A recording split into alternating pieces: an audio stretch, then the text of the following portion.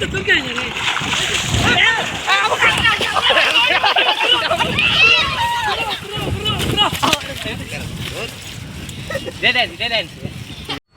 To Trichy பசங்களா. வீட்டில் சும்மா தானே இருக்கோம் அப்படின்ட்டு நாங்கள்லாம் போன இடம் தான் எங்கள் திருச்சியில் உள்ள கொள்ளலாத்துக்கு. எதுக்கு போன பார்த்தா மீன் பிடிக்க தான் போயிருக்கோம்.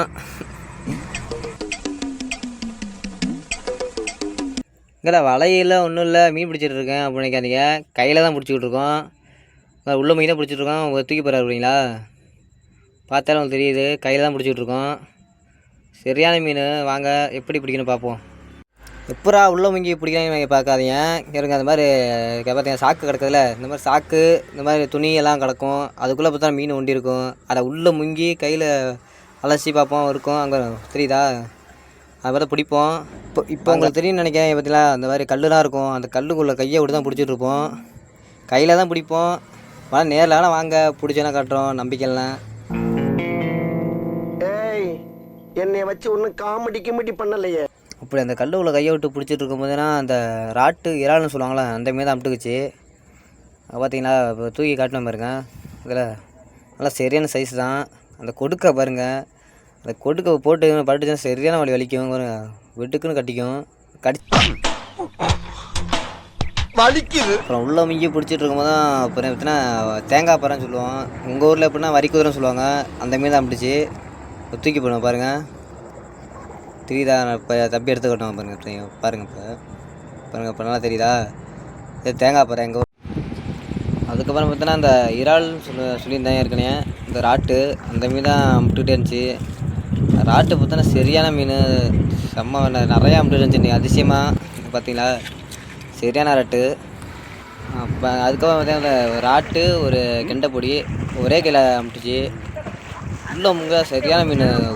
கையை வைக்க அமுட்டுக்கிட்டே தான் இருக்குது, தெரியுது. அடுத்த நடந்தா அப்போ ஏதோ பாம்பு எதோ பிடிச்சிட்டிங்களோ அப்படின்னு நினைக்காதீங்க. அது வந்து விலாங்கு மீன். விலாங்கு மீன் எப்போ பிடிச்சிங்க, வலுவலுன்னு இருக்கும் மேடா அப்படின்னு நினைக்காதீங்க. அது துணியை வச்சு பிடிச்சது பார்த்தீங்களா? துணியை கையில் சுற்றிக்கிட்டு கல்லுக்குள்ளே கையை விட்டு தான் பிடிச்சிருந்தோம். அதுவும் கையில் தான் பிடிச்சோம்.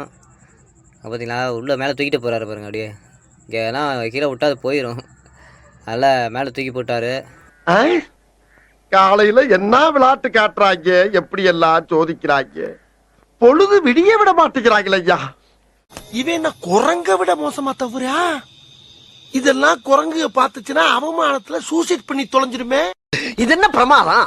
இதை விட பெசலைட் ஒண்ணு இருக்கு, கூவிடா. ஓஹோ, எனக்கு நிறைய வேலை இருக்குன்னு தெரிஞ்சுக்கிட்டு வலுக்கட்டாயமா உங்களுக்கு அந்த பெரிய கல்லூரில் கையை விட்டு இருந்தோம். அதனால பெரிய சைஸு விலாங்கு மீன் மாட்டிக்கிச்சு. நல்லா சரியான சைஸு. பாருங்கள், பார்த்தாலே தெரியும் உங்களுக்கு. இப்போ பார்த்தீங்களா, நல்லா ஒரு 2-2.5 கிலோ பக்கம் வரும் அந்த விலாங்கு. எப்படா பிடிச்சிங்கன்னு பார்த்தா அதுவும் கையில் தான் பிடிச்சோம். என்னடா கையில் தான் கையில்னு ஊரை ஏமாற்றிட்டு இருக்கேன் அப்படின்னு நினைக்காதீங்க. நேரில் வேணால் வாங்க, வேணால் பிடிச்சி காட்டுறோம். என்ன நேரில் வாங்கன்னு சொல்கிறேன் அப்படின்னு நினைக்காதீங்க. கண்டிப்பாக நேரில் வாங்க, உங்களுக்கு கண்டிப்பாக நாங்கள் பிடிச்சி காட்டுவோம். ஏன் அப்படி சொல்கிறேன் பார்த்தீங்கன்னா, கையில் பிடிச்ச சொன்னால் எவனும் நம்ப மாட்டாங்க. ஏன் இங்கே தெருவில் போய் சொன்னாலும் நம்ப மாட்டாங்க. ஏன்னா நேராக தான் காட்டிக்கிட்டு இருக்கோம் கையில் பிடிக்கணுன்ட்டு.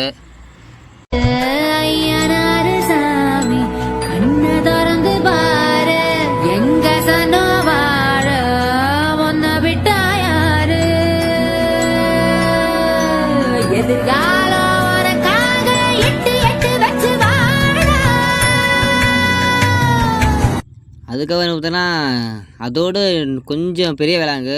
அது பார்த்தா இது வேணால் ஒரு 3 கிலோ பக்கம் வரும் ஒரே விலாங்கு. நல்ல ஒரு சைஸு தான்.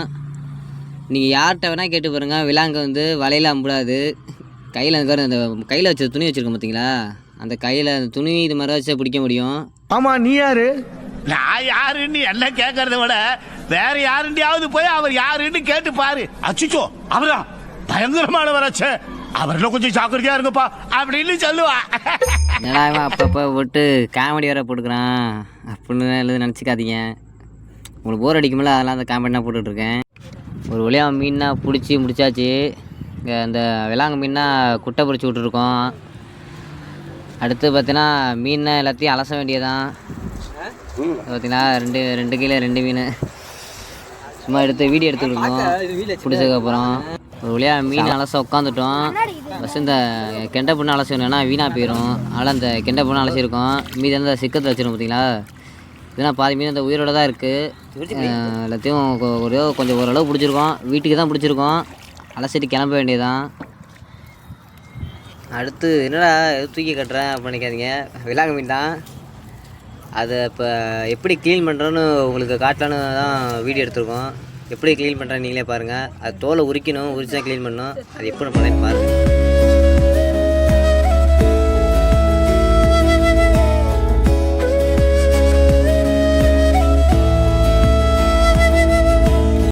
அதோட கழுத்தை சுற்றி லைட்டாக கிழிச்சு விட்டு அந்த தோலை பிடிச்சி இழுத்தா சூப்பராக உரிச்சு வந்துடும். உரிச்சு முடிச்சாச்சு. இப்போ தண்ணியை க்ளீன் பண்ணணும். ஏன்னா மண்ணாக இருக்கும். அந்த மண்ணை சுத்தமாக க்ளீன் பண்ணணும். க்ளீன் பண்ணால் மீன் சூப்பராக நீட்டாக இருக்கும். பார்த்தீங்களா, சுத்தமாக க்ளீன் பண்ணாச்சு. இனிமேல் இல்லை, சூப்பராக இருக்குது மீன். பார்க்க அவ்வளோ ஆசையாக இருக்குது. இப்போ பீஸ் போட வேண்டியதான். பாருங்கள், பீஸ் போட்டு விட்ருக்கோம். சூப்பராக விழுவும் பீஸு. ஏன்னா இப்போ பிடிச்ச மீனில் ஃப்ரெஷ்ஷாக இருக்கனால பீஸு சூப்பராக விழுவுது. பாருங்கள் என்ன கலரில் இருக்குது பாருங்கள் மீன். அப்படியே ரோஸ் கலரில் இருக்குது. பார்க்க அவ்வளோ ஆசையாக இருக்குது மீனை பார்க்குறதுக்கு. என்ன இது? சரி, சும்மா பசங்க எல்லாத்தையும் வீடியோ எடுக்கலாம் பார்த்தேன். இதெல்லாம் எல்லாமே நம்ம ஏரியா பசங்க தான். எல்லாம் ஒன்றா ஜாலியாக மீன் பிடிக்கினாலே எல்லாம் ஒன்றா கிளம்பிடுவோம். பாருங்கள், எல்லாம் ஏதாவது ஒன்று நோண்டிகிட்டு தான் இருப்போம். சும்மாவே இருக்க மாட்டோம். ஆற்றுக்கு வந்தாலே ஜாலியாக இருக்கும் அங்கே. சரி, இருக்க ரொம்ப லேட்டாகுது. மீனை பீஸ் போட்டாச்சு. பசங்க எல்லாத்துக்கும் எல்லாம் பிரித்து கொடுத்துட்டு கிளம்ப வேண்டியதான். வீட்டில் எல்லாம் சமைச்சு சாப்பிட வேண்டியதான். இதோட இந்த வீடியோ முடிச்சுக்கிறேன். மறக்காமல் நம்ம சேனலை சப்ஸ்கிரைப் பண்ணியிருக்கேன். வரட்டா மாமே.